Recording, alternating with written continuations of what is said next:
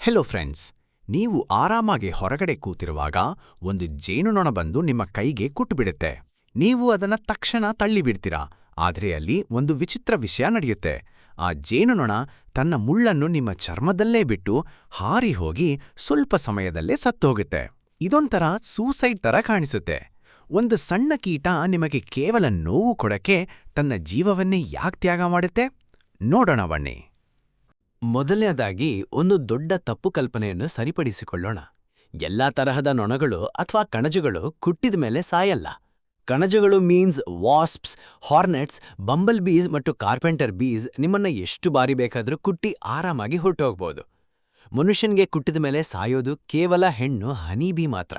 ಈ ಜೇನುನೊಣ ಯಾಕೆ ಜೀವ ತೆರಬೇಕಾಗುತ್ತೆ ಅಂತ ತಿಳಿಬೇಕಾದ್ರೆ ನಾವು ಅದರ ಕುಟ್ಟುವ ಮುಳ್ಳಿನ ಡಿಸೈನ್ ಅನ್ನು ಹತ್ತಿರದಿಂದ ನೋಡಬೇಕು.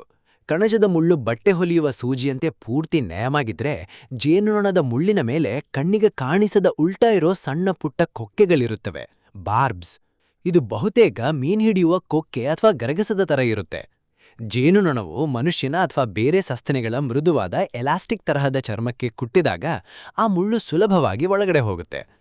ಆದರೆ ಜೇನುನೊಣ ಆ ಮುಳ್ಳನ್ನು ವಾಪಸ್ ಹೊರಗೆ ಎಳೆಯಲು ಪ್ರಯತ್ನಿಸಿದಾಗ ಆ ಸಣ್ಣ ಕೊಕ್ಕೆಗಳು ನಮ್ಮ ಚರ್ಮದ ಒಳಪದರದಲ್ಲಿ ಗಟ್ಟಿಯಾಗಿ ಸಿಕ್ಕಾಕೊಂಡ್ಬಿಡ್ತವೆ. ಅಲ್ಲಿಂದ ತಪ್ಪಿಸಿಕೊಂಡು ಹೋಗಲು ಜೇನುನೊಣ ಗಾಬರಿಯಿಂದ ತೀವ್ರವಾಗಿ ಹಾರಲು ಯತ್ನಿಸುತ್ತೆ. ಆದರೆ ಆ ಮುಳ್ಳು ಚರ್ಮಕ್ಕೆ ಗಟ್ಟಿಯಾಗಿ ಅಂಟ್ಕೊಂಡಿರೋದ್ರಿಂದ ಹೊರಗೆ ಬರುವ ರಭಸಕ್ಕೆ ಜೇನುನೊಣದ ಕೆಳಹೊಟ್ಟೆಯ ಭಾಗ ಹರಿದು ಹೋಗ್ಬಿಡುತ್ತೆ. ಮುಳ್ಳು ನಿಮ್ಮ ಚರ್ಮದಲ್ಲೇ ಉಳಿದುಕೊಂಡು ಜೇನುನೊಣದ ಜೀರ್ಣಾಂಗ, ನರಗಳು ಮತ್ತು ಸ್ನಾಯುಗಳ ಭಾಗಗಳು ಹೊರಗೆ ಬಂದ್ಬಿಡುತ್ತವೆ. ಈ ಭೀಕರ ಗಾಯದಿಂದಾಗಿ ಜೇನುನೊಣ ಸತ್ತು ಹೋಗುತ್ತೆ. ಜೇನುನೊಣ ಹಾರಿ ಹೋದ್ರೂ ನಿಮ್ಮ ಚರ್ಮದಲ್ಲಿ ಉಳಿದುಕೊಂಡಿರೋ ಆ ಮುಳ್ಳು ಕೆಲಸ ಮಾಡೋದನ್ನ ನಿಲ್ಲಲ್ಲ. ಆ ಮುಳ್ಳಿಗೆ ಒಂದು ಸಣ್ಣ ವಿಷದ ಚೀಲ, ವೆನಮ್ ಸ್ಯಾಕ್, ಅಂಟ್ಕೊಂಡಿರುತ್ತೆ. ಜೇನುನೊಣ ಸತ್ತ ಮೇಲೂ ಅದರ ನರಗಳು ಆ ವಿಷದ ಚೀಲವನ್ನು ಹಿಂಡಿ ನಿಮ್ಮ ಚರ್ಮದ ಆಳಕ್ಕೆ ವಿಷವನ್ನು ಪಂಪ್ ಮಾಡ್ತಾನೆ ಇರುತ್ತವೆ. ಅದಕ್ಕೆ ಜೇನುನೊಣ ಕುಟ್ಟಿದ ತಕ್ಷಣ ಆ ಮುಳ್ಳನ್ನು ಬೇಗ ತೆಗಿಬೇಕು ಅಂತ ಹೇಳ್ತಾರೆ. ಇಷ್ಟೇ ಅಲ್ಲದೆ ಆ ಮುಳ್ಳಿನಿಂದ ಬಾಳೆಹಣ್ಣಿನ ವಾಸನೆಯನ್ನು ಹೋಲುವ ಒಂದು ಅಲಾರ್ಮ್ ಫೆರೋಮೋನ್ ಎಂಬ ಕೆಮಿಕಲ್ ಬಿಡುಗಡೆ ಆಗುತ್ತೆ. ಈ ವಾಸನೆ ಸಿಕ್ಕ ತಕ್ಷಣ ಹತ್ತಿರದಲ್ಲೇ ಇರೋ ಜೇನುಗೂಡಿನ ಬಾಕಿ ಜೇನುನೊಣಗಳಿಗೆ ಇಲ್ಲಿ ಅಪಾಯವಿದೆ, ದಾಳಿ ಮಾಡಿ ಅನ್ನೋ ಮೆಸೇಜ್ ತಲುಪುತ್ತೆ. ಹಾಗಾದರೆ ಪ್ರಕೃತಿ ಜೇನುನೊಣಕ್ಕೆ ಇಂತಹ ಅಪಾಯಕಾರಿ ಸಿಸ್ಟಮ್ ಯಾಕೆ ಕೊಟ್ಟಿದೆ? ಎವಲ್ಯೂಷನ್ ಪ್ರಕಾರ ಈ ಕೆಲಸಗಾರ ಜೇನುನೊಣಗಳು ಸಂತಾನೋತ್ಪತ್ತಿ ಮಾಡಲು ಸಾಧ್ಯವಿಲ್ಲದ ಹೆಣ್ಣುನೊಣಗಳು. ಇವುಗಳು ಒಂದೇ ಗುರಿ ಅಂದರೆ ಜೇನುಗೂಡು ಮತ್ತು ಜೇನುರಾಣಿಯನ್ನು ರಕ್ಷಿಸುವುದು. ಸಾವಿರಾರು ಜೇನುನೊಣಗಳು ಮತ್ತು ಅಪಾರ ಪ್ರಮಾಣದ ಜೇನುತುಪ್ಪವನ್ನು ರಕ್ಷಿಸಲು ಒಂದು ಕೆಲಸಗಾರ ನೊಣ ತನ್ನ ಜೀವ ತ್ಯಾಗ ಮಾಡುವುದು ಪ್ರಕೃತಿ ಒಪ್ಕೊಳ್ಳುವ ಒಂದು ಸಣ್ಣ ಲೆಕ್ಕಾಚಾರ. ಒಂದು ಇಂಟ್ರೆಸ್ಟಿಂಗ್ ವಿಷಯ ಏನಂದ್ರೆ, ಈ ಜೇನುನೊಣವು ಗಟ್ಟಿಯಾದ ಕವಚವಿರುವ ಜೀರುಂಡೆ ಅಂತ ಬೇರೆ ಕೀಟಗಳಿಗೆ ಕುಟ್ಟಿದಾಗ ಆ ಮುಳ್ಳಿನ ಕೊಕ್ಕೆಗಳು ಸಿಕ್ಕಾಕೊಂಡುವುದಿಲ್ಲ.